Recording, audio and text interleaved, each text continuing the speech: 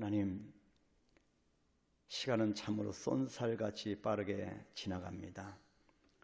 지금까지 우리가 살아온 그 발걸음을 회상해 볼 때 얼마나 시간은 우리를 기다리지 아니하고 빠르게 지나가는지, 하나님, 어김없이 하나님이 주신 이 10월 달도 이렇게 빠르게 지나갈 것입니다. 하오나 하나님 아버지, 주님께서 이 빠른 세월, 빠른 시간 속에서 우리를 붙들어서 인도하실 것을 믿습니다. 지금까지 그러하였고 앞으로도 계속 그러할 것을 압니다. 하나님, 오직 주님 앞에 의탁할 수 있도록 축복하시고, 하나님, 주의 크신 은혜로 우리를 붙들어서 날마다 주님 곁에 머무는 자가 되어질 수 있도록 은혜를 더하여 주시옵소서. 오늘도 주님 앞에 엎드려 기도하는 하나님의 백성들을 주의 이름으로 축복하며 예수님의 이름으로 기도하옵나이다. 아멘. 오늘 사사기 우리가 읽었지만 다시 1절부터 3절까지 우리 한번 합독하겠습니다. 사사기 1장 1절부터 3절까지 오늘부터 본격적으로 이 사사기에 대해서 내용들에 대해서 한번 깊이 묵상을 하도록 하겠습니다. 자, 같이 합독합니다. 여호수아가 죽은 후에 이스라엘 자손이 여호와께 여쭈어 이르되, 우리 가운데 누가 먼저 올라가서 가나안 족속과 싸우리이까? 여호와께서 이르시되, 유다가 올라갈지니라.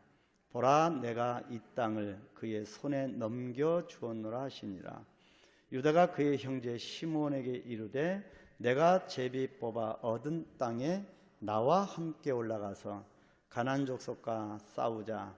그리하면 나도 내가 제비 뽑아 얻은 땅에 함께 가리라 하니, 이에 시므온이 그와 함께 가니라. 아멘. 여호수아서가 끝나갈 무렵에는 모든 것이 순조로워 보였습니다. 우리도 그럴 때가 참 있습니다. 인생 행로를 살아갈 때 참 형통하고 모든 것이 잘 될 것 같고 순조로워 보일 때가 있습니다. 여호수아서가 끝나갈 때 그러하였습니다. 각 지파는 기업으로 받은 땅에 별 어려움 없이 정착하는 것 같았고, 드디어 전쟁이 그치고 평화와 안식이 찾아오는 듯 했습니다. 여호수아는 이스라엘 백성들을 세겜에 모아놓고 감동적인 고별 설교를 합니다. 인생 끝자락에 마지막 호흡 속에서 모든 자손들을 모아놓고 감동적인 고별 설교를 한 것입니다. 그들에게 오직 여호와만을 섬기도록 호소했고, 백성들은 그렇게 하겠다고 하면서 하나님과의 언약을 갱신하였습니다. 얼마나 아름다운 장면이고, 한 인생이 이 땅에 와서 또 하나님 나라 갈 때 얼마나 영광스러운 모습으로 가는가, 정말 아름다운 모습이었습니다. 그래서 모든 것이 순조롭고 모든 것이 잘 될 것이라고 여겨졌습니다. 그러나 여호수아와 그와 함께 했던 리더자들이 죽자 이스라엘의 마음은 곧 하나님께로부터 떠났습니다. 결과적으로 분노하신 하나님께서 이스라엘이 자신의 영토에서 아직 제거하지 못한 가나안 족속들을 그대로 두셔서 이스라엘 백성들 가운데 살 속의 가시가 되게 하셨습니다. 가끔 하나님의 사용하는 방법, 바울에게도 마찬가지고 그런 가시를 보내십니다. 역경도 보내시고 그런 고난을 보내셨습니다. 이스라엘의 가나안 땅을 완전히 정복하지 못한 것은 바로 역설적으로 바로 이스라엘 백성들이 하나님을 배반했기 때문임을 보여주고 있습니다. 그래서 항상 문제는 하나님께 있는 것이 아니라 우리에게 있음을 우리가 알아야 합니다. 따라서 저자는 암울한 사사 시대를 여호수아의 시대가 시작하는 것처럼 묘사할 필요성을 느껴서 여호수아서를 시작하는 그런 문구와 똑같이 동일한 문구로 사사기 1장을 시작을 합니다. 여호수아가 죽은 후에 그렇게 시작을 합니다. 여호수아 1장 1절은 모세가 죽은 후에, 엄밀하게 말하면 극명한 차이점이 있는데, 바로 오늘 우리가 읽었던 여호수아가 죽은 후에 사사기는 이렇게 시작하는데, 여호수아는 분명하게 차이점이 있습니다. 모세가 죽은 후에 그 앞에 여호와의 종 모세라고 하는 말이 붙어 있습니다. 그런데 이 두 성경 아주 분명한 차이점이 있는데, 자, 이스라엘은 여호와의 종 모세가 죽은 후에 여호수아의 리더십 아래 많은 어려움이 있었지만 성공적이고 힘있게 약속의 땅 정복을 계속할 수 있었습니다. 세월이 지나서 이번에는 여호수아가 죽었다고 합니다. 모세가 죽었을 때는 여호수아라고 하는 확실한 계승자가 있었음을 여호수아가 1장 1절에서 기록을 합니다. 근데 이번에는 여호수아의 대를 이을 뚜렷한 지도자가 기록되어 있지 않습니다. 그래서 이스라엘 사람들은 자신들의 거처에 대해서 하나님께 직접 묻게 된 것입니다. 이것이 여호수아 시대와 사사기 시대가 전혀 다른 모습입니다. 바로 여호수아가 죽은 후에 이스라엘 자손이 여호와께 여쭈어 이르되 우리 가운데 누가 먼저 올라가서 가나안 족속과 싸우리까? 분명한 차이점이 있고 분명한 영적인 차이점이 또 있습니다. 그래서 이스라엘 사람들은 직접 하나님 앞에 묻게 됐는데, 이 책이 시작하자마자 벌써 저자는 이스라엘의 확고한 리더십이 없다고 하는 불안감을 표시하고 있습니다. 더 정확하게 표현하면 리더십 안에는 여호와의 종이 없다, 그런 것을 표현을 하고 있습니다. 그래서 여호수아서와 사사기는 시작은 같은 문장이지만 영적으로 완전 분위기를 보여줍니다.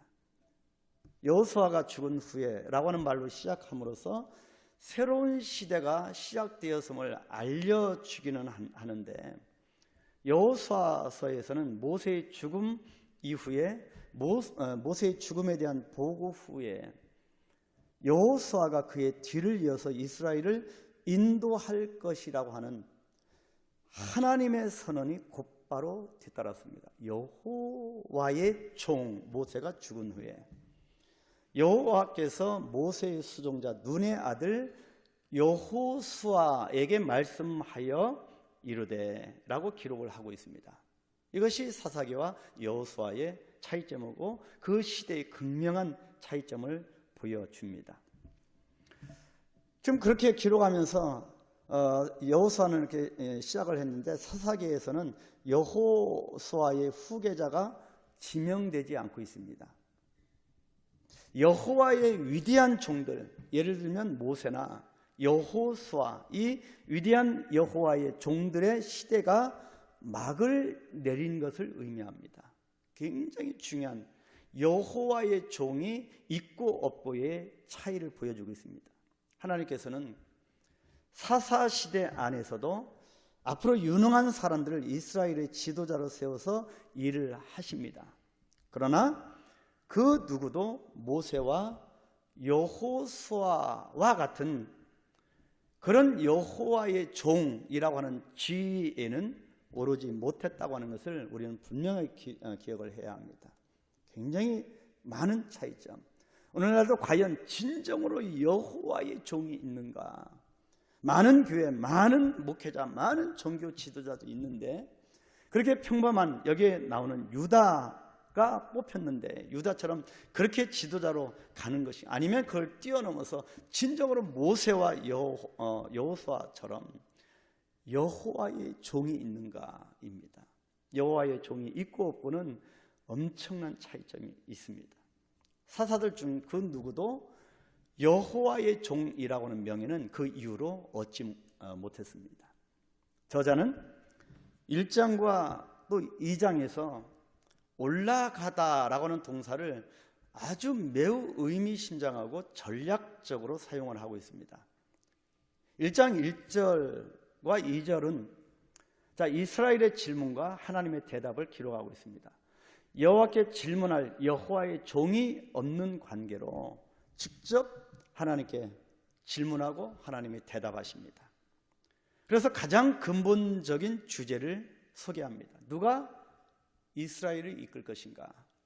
누가 우리를 리더해 갈 것인가? 하나님이 대답하십니다. 유다가 올라갈 것입니다. 유다 지파가 이끌 것이다. 여호와의 종은 없지만 그래도 하나님께서 지도자를 지목하시고 알려주십니다. 결국 유다가 앞장서서 다른 지파들을 이끌면서 전쟁에서 승리하게 됩니다. 여호수아가 없는 시대에 유다가 온 이스라엘을 인도하고 지휘하는 지파가 된 것입니다. 그래서 1장에서는 유다의 활약이 부각되고 다른 지파들에 비해서 가장 많은 공간을 차지합니다. 여호수아가 죽은 후에 그의 대를 잇는 리더가 없었기 때문에 이스라엘 백성들은 직접 하나님께 물었습니다.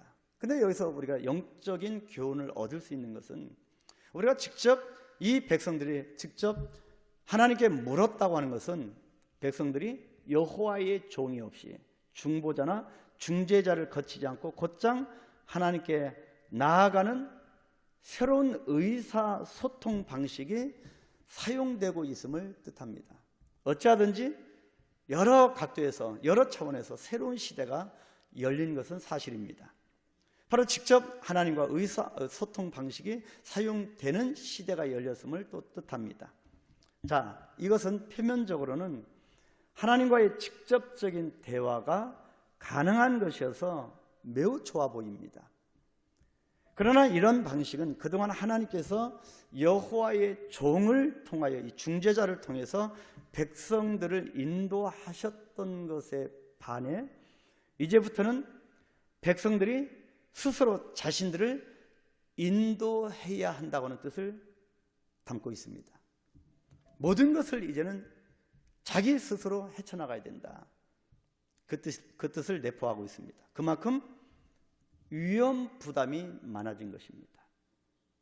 더욱이 여호수아가 죽은 이후에 이스라엘에는 한 지도자가 아니라 여러 지도자들이 있었습니다. 어찌 보면 이 사사시대 여러 사사들의 이름이 나오는데 어찌 보면 이것이 저자가 언뜻 보기에는 민주주의의 실현이라고 생각할 수도 있습니다. 그런데 저자가 사사시대의 문제들이 무엇이라고 기록을 합니까? 거룩한 한 왕이 없었기 때문이라고 하는 점을 누누이 강조한다고 하는 것을 우리가 생각해 볼 때는 여러 사사들이 있는 것만이 축복이 아니다. 결국에는 이 사사기가 끝날 때면서 우리에게 이스라엘에 왕이 없으므로 정말 여호와의 종 같은 그런 진정한 거룩한 왕이 없으므로 제 소견에 옳은 대로 행했던 정말 암울한 시대였음을 강조한다고 하는 것을 우리가 상기한다고 하면 이것은 민주주의 실현도 아니고 전적으로 신분주의를 잃어버린 그런 사태였다라고 하는 것입니다. 그래서 반가운 일만은 아닌 것입니다. 이스라엘에 우리들 중에서 누가 올라갈 것인가 라고 하는 질문은 어찌 보면 하나님 앞에 직접 나가서 소통하는 것이 아니라 불안과 초조함이 모든 걱정이 내포된 질문입니다. 여호와의 종이 없고 어떤 진정으로 하나님과 함께 중보 역할을 하는 사람이 없는 동안에는 우리 스스로 하나님 앞에 나아가는 것이 결코 좋은 것이 아니다. 결코 훌륭한 것이 아니다. 위험이 있고 걱정이 있고 초조함이 끊이지 않는다라고 하는 말씀입니다. 그래서 사사기 시대가 그렇게 시작하면서 맞춰지는 것도 그렇게 시작되어집니다. 이것은 여호와의 종이 없었기 때문입니다. 그래서 이 부분을 우리가 깊게 생각하면서 이것을 우리가 전제로 계속적으로 유다가 어떤 역할을 했고 또 사사가 어떻게 출현되어졌는가를 계속 보면서 이 시대가 어떠한 시대인지 정말 이 시대가 새로운 여호와의 종이 필요한 시대인데, 그래서 우리가 여호와께로 전환되어지는, 정말 우리 삶 가운데 철저하게 하나님께로 돌아가는, 우리의 모든 전반적인 삶, 우리의 영적인 상태, 우리의 생각, 우리의 의지까지, 우리의 감정까지 철저하게 여호와께로 돌아가는 그런 전환의 달을 우리가 보낼 수 있도록, 그렇게 우리가 간절하게 이 시간 기도하겠습니다. 우리가 이렇게 기도하면서 나라와 민족을 위해 기도하지 않을 수가 없지요. 여러분, 그러나 나라와 민족을 걱정하는 데 끝나는 것이 아니라 우리가 하나님 앞에 신본주의로 나가면 됩니다. 오늘날 교회가 세상을 향하여 외치고 하나님의 말씀을 선포하고 성경적으로 성도들이 나아가면 이 나라와 민족과 이 땅의 사람들은 교회를 두려워하게 되어 있습니다. 과거는 두려워했습니다. 그러나 요즘은 세상이 오히려 교회를 걱정하는 시대입니다. 그래서 우리가 여호와께로 전환해야 될 필요가 있는 시대입니다. 그런 맥락에서 하나님 이 나라 민족을 붙들어 달라고, 또 우리가 힘을 얻어 전 열방 가운데 선교의 기치를 높이 지켜들고 우리의 삶의 생애의 존재 목적, 이 복음을 땅끝까지 이르러 주 예수 그리스도의 이름을 선포할 수 있도록 축복해 달라고, 나를 통하여 우리 이 지역에 있는 모든 교회들을 통하여 이런 일들이 실현될 수 있도록 이 지역에 있는 모든 교회들도 축복하여 주옵소서. 우리가 그렇게 간절하게 기도하시겠습니다. 주기도문 합니다. 하늘에 계신 우리 아버지여, 이름이 거룩히 여김을 받으시오며 나라에 임하옵시며 뜻이 하늘에서 이룬 것 같이 땅에서도 이루어지이다. 오늘날 우리에게 일용할 양식을 주옵시고 우리가 우리에게 죄진 자를 사하여 준 것 같이 우리의 죄를 사하여 주옵시고 우리를 시험에 들게 하지 마옵시고 다만 악에서 구하옵소서. 나라와 권세와 영광이 아버지께 영원히 있사옵나이다. 아멘.